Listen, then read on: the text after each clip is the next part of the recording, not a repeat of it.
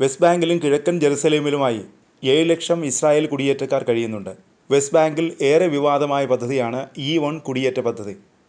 പദ്ധതി അംഗീകരിക്കുമെന്ന പ്രഖ്യാപനം ഇസ്രായേൽ നടത്തിയത് വലിയ വിമർശനം ഉയർത്തി.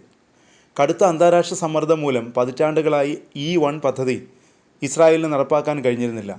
കുടിയേറ്റക്കാർക്കായി 3000 വീടുകൾ പുതുതായി നിർമ്മിക്കുന്ന പദ്ധതിയാണിത്. പലസ്തീൻ രാജ്യമെന്ന ആശയത്തെ പൂർണ്ണമായി കുഴിച്ചുമൂടുന്നതാണ് E1 നിർമ്മാണ പദ്ധതിയെന്ന് ഇസ്രായേൽ പ്രഖ്യാപിച്ചിരുന്നു. അധിനിവേശ വെസ്റ്റ് ബാങ്കിലെ ഇസ്രായേലിൻ്റെ കുടിയേറ്റ പദ്ധതികളെ രൂക്ഷമായി വിമർശിച്ച് ഫ്രഞ്ച് പ്രസിഡന്റ് ഇമ്മാനുവൽ മാക്രോൺ രംഗത്ത് വന്നു. ഇസ്രായേലിൻ്റേത് രാഷ്ട്രീയ പദ്ധതിയാണെന്ന് മാക്രോൺ പറഞ്ഞു. പദ്ധതി ദ്വിരാഷ്ട്ര പരിഹാരത്തിൻ്റെ സാധ്യതയെ ദുർബലപ്പെടുത്തും.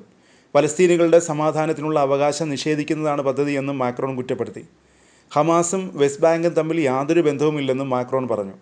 ഹമാസിനെ ഇല്ലാതാക്കുക എന്നതല്ല, മറിച്ച് ദ്വിരാഷ്ട്ര സാധ്യത ഇല്ലാതാക്കുകയുമാണ് പദ്ധതിയുടെ ലക്ഷ്യം. മേഖലയിൽ സമാധാനത്തോടെ ജീവിക്കാനുള്ള പലസ്തീൻ ജനതയുടെ അവകാശം നിഷേധിക്കുന്ന ഒരു രാഷ്ട്രീയ പദ്ധതിയാണിതെന്നും മാക്രോൺ കുറ്റപ്പെടുത്തി. ഗസയിലെ ഇസ്രായേലിൻ്റെ സൈനിക നടപടികളെയും ഫ്രഞ്ച് പ്രസിഡന്റ് വിമർശിച്ചു. ഇത്തരം നീക്കങ്ങൾ മേഖലയിൽ മാത്രമല്ല, എല്ലായിടത്തും ഇസ്രായേലിൻ്റെ വിശ്വാസ്യത ഇല്ലാതാക്കുമെന്നും മാക്രോൺ പറഞ്ഞു. ഇസ്രായേലിൻ്റെ വെസ്റ്റ് ബാങ്ക് അധിനിവേശത്തിനെതിരെ പ്രതികരണവുമായി സൗദി അറേബ്യ എത്തി. വെസ്റ്റ് ബാങ്കിലെ ഏതെങ്കിലും ഒരു ഭാഗം പിടിച്ചെടുക്കുന്നത് എല്ലാ മേഖലകളിലും വലിയ പ്രത്യാഘാതങ്ങൾ ഉണ്ടാക്കുമെന്ന് സൗദി അറേബ്യ ഇസ്രായേലിന് മുന്നറിയിപ്പ് നൽകി. ഇസ്രായേലിൻ്റെ പദ്ധതിക്കെതിരെ UAEയും രംഗത്തെത്തി. അതിനിടെ സ്വതന്ത്ര പലസ്തീൻ യാഥാർത്ഥ്യമാകില്ലെന്ന് ഇസ്രായേൽ പ്രധാനമന്ത്രി ബെഞ്ചമിൻ നെതന്യാഹു പ്രഖ്യാപിച്ചു. പലസ്തീന് രാഷ്ട്രപദവി നൽകിയ UK, കാനഡ, ഓസ്ട്രേലിയ തുടങ്ങിയ രാജ്യങ്ങൾക്കും നെതന്യാഹു മുന്നറിയിപ്പ് നൽകി.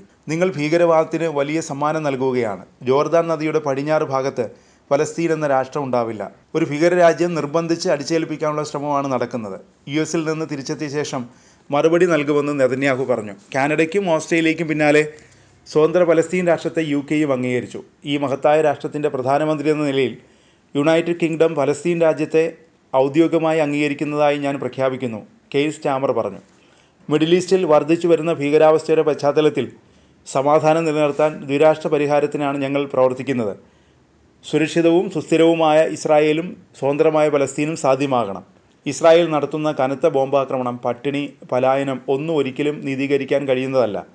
US-ൻ്റെയും ഇസ്രായേലിൻ്റെയും എതിർപ്പ് തള്ളിയാണ് പ്രധാനമന്ത്രി കെയ്ർ സ്റ്റാമർ പ്രഖ്യാപനം നടത്തിയത്. 10 രാജ്യങ്ങൾ പലസ്തീൻ്റെ രാഷ്ട്രപദവി അംഗീകരിച്ചിട്ടുണ്ട്.